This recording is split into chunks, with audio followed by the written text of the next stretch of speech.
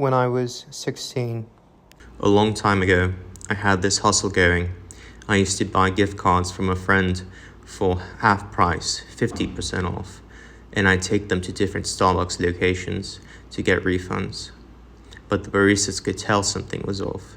Some of them even called me out, like they knew the money was behind those cards was stolen. Honestly, I didn't feel great about it.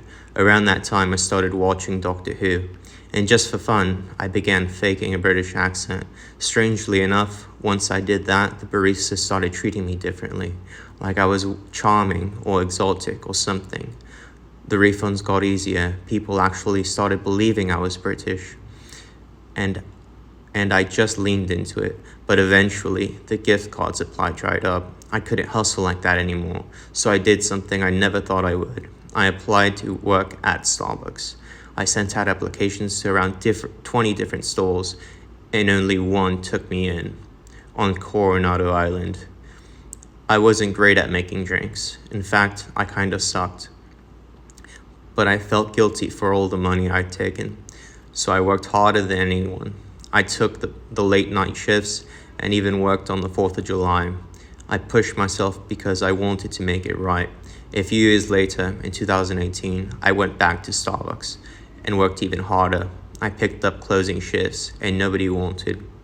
Then I turned around and worked morning shifts too, all while going to college, studying web development. But I've always had this rebellious streak. At one point, I even sent my college teacher a cross-site script in JavaScript to try and steal his passwords, and just to prove I could. Looking back, maybe it was because my stepdad used to be a professor at the same college, and I had something to prove or to fight against. I stopped sleeping. I'd code all night and go to work and go to class, repeat. I pushed myself so hard for so long that eventually I broke. I lost touch. I became schizophrenic.